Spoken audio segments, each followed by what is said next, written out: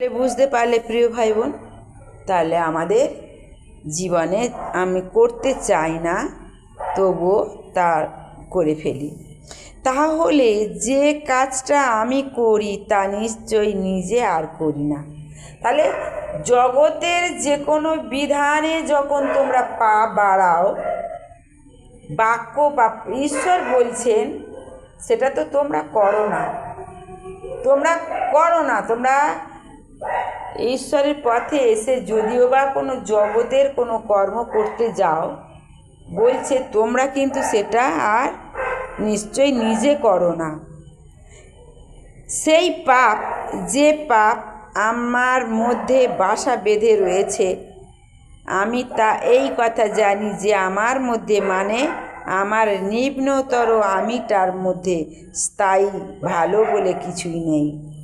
মানে আমাদের প্রত্যেকের জীবনে ঈশ্বর বলছেন ভালো বলে কোনো কিছু নেই, যার ফলে আমরা দুর্বল, যার ফলে আমরা ভয়ভীতু, আমরা অসহায়, যার ফলে আমরা শক্তিশালী না, অন্ধকারে পড়ে আছি। কেন বুঝতে পেরেছ? আমাদের জীবনে রক্ত মাংসের জীবন বলে আমাদের জীবনে ভালো কিছু নেই। আমরা শয়তানের কৃতদাস ছিলাম, কিন্তু এখন আর শয়তানের কৃতদাস নয়। এখন আমরা করে ফেলি, কিন্তু ঈশ্বর আমাদের সতর্ক করে দেয়, সাবধান করে দেয়।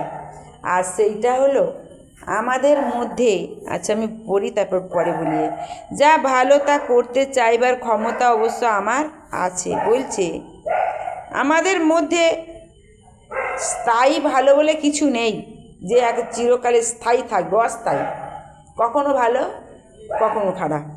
কিন্তু বলছে, আবার বাইবেলে বলছে তোমাদের ক্ষমতা প্রচুর। মানুষ কিছু করতে পারে না এমন কিচ্ছু পৃথিবীতে নেই, মানুষ সব কিছু করতে পারে। তাহলে তার সব কিছু করার ক্ষমতাটা আজকে দুর্বল হয়ে পড়েছে। কেন? মানুষ রক্ত মাংসের মানুষ, তাদের কোনো ক্ষমতা নেই, তারা পাপের কৃতদাস, সাহায্য করার মতো আর কেউ নেই। আর শয়তান তো পাপী, তার যদি হাত মেলাই সে তো পাপে নিয়ে যাবে। উদ্ধার করার ক্ষমতা, তাহলে ক্ষমতা শক্তিশালী যিনি, সে তো আমাদের সঙ্গে না থাকলে আমরা পাপে ধ্বংস হব। তাহলে আজকে দেখো, যে ভালো আমি করতে চাই তা তো আমি করি না, কিন্তু যে অন্যায় আমি করতে চাই না আমি তাই করে বসি। দেখ কি বলছে, আমি অন্যায় করতে চাই না, তবু আমরা অন্যায় করে বসি। তাহলে যা চাই না আমি তাই যদি করি, তবে নিশ্চয়ই আমি নিজে তা আর করি না, করে সেই পাপ যা আমাদের মধ্যে অপবিত্র কুপবিত্তি যে আত্মা আছে, সেই আত্মা, যে পাপ আমাদের মধ্যে বাসা বেঁধে আছে, সেই পাপের আত্মা প্রিয় ভাই বোন আমাদেরকে করায়।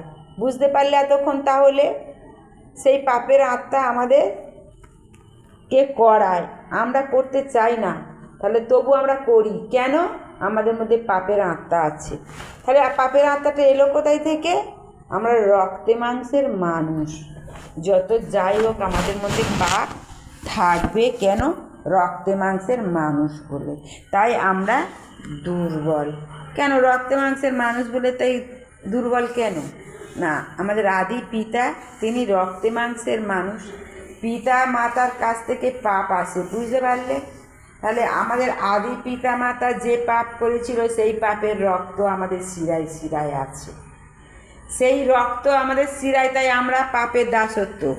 আমাদের আদি পিতাই যখন পাপের দাসত্ব, আমরাও পাপের দাসত্ব। তাই রক্ত মাংসের আমাদের দেহ, তাই আমরা পাপী, পাপের দাসত্ব। সেই পাপ আমাদের দেহের মধ্যে বাসা বাঁধে, সেই করে। তাহলে আমাদের মধ্যে সেই কুপ্রবৃত্তির যে আত্মা, সেই করে। তাহলে কাজেই আমি এই নিয়মটি লক্ষ্য করছি যে যা ভালো আমি যখন তা করতে চাই, তখন যা অন্যায় শুধু তাই আমার সাধ্যের মধ্যে ধরা দেয়। আমার অন্তরের মানুষটির মধ্যে আমি অবশ্য পরমেশ্বরের বিধান নিয়ে গভীর তৃপ্তি বোধ করি। যখন তোমরা বুঝতে পারো যে অন্যায় পাপ কর্ম করতে যাও, যে এটা অন্যায় পাপ কর্ম, তখন তোমাদের মধ্যে সেই যেটা অন্তরের যে বিবেক, পবিত্র বিবেক সাড়া দেয়, নাড়া দেয় যে এটা পাপ, বুঝতে পারছি। কিন্তু আমরা জেনেও কাজ করি, কিন্তু সেই নাড়া দেয় যেটা পাপ। যে আমার অন্তরের মানুষটির মধ্যে আমি অবশ্য পরমেশ্বরের বিধান নিয়ে গভীর তৃপ্তি লাভ করি। যদি তোমরা পরমেশ্বরের বিধান নিয়ে তৃপ্তি লাভ করো, তাহলে তোমাদের মধ্যে পবিত্র আত্মা কাজ করছে।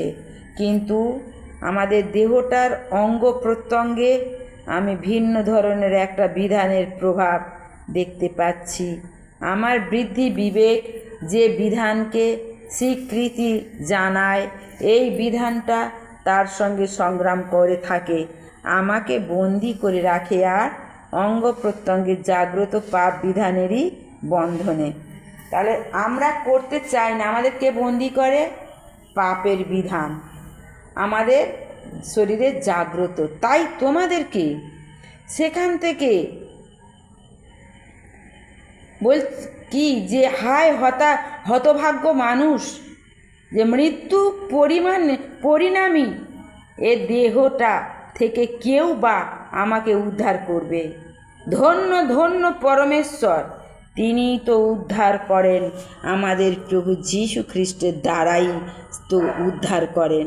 সুতরাং দেখা যাচ্ছে এই একই, আমি একদিকে বুদ্ধি বিবেক দিয়ে স্বীকার করে নিই ঈশ্বর বিধানের অধীনতা, অন্যদিকে নিম্নতর স্বভাবটা দিয়ে স্বীকার করে নিই পাপ বিধানের দাসত্বটা।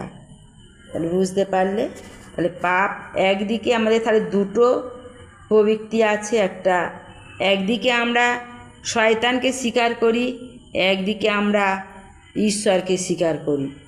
দুটোকে আমরা স্বীকার করি, যার শক্তি, যার দিকে বেশি আমরা নুয়ে পড়ি, সেই দিকেই আমরা চলে যাই। বুঝতে পারলে, আমরা যদি ঈশ্বরের দিকে নুয়ে পড়ি তাহলে ঈশ্বর আমাদের টানবে, উদ্ধার করবে। আর আমরা যদি শয়তানের দিকে নুয়ে পড়ি, শয়তান আমাদের টানবে। আজকে তোমাদের প্রত্যেকের ঈশ্বরই টেনেছে।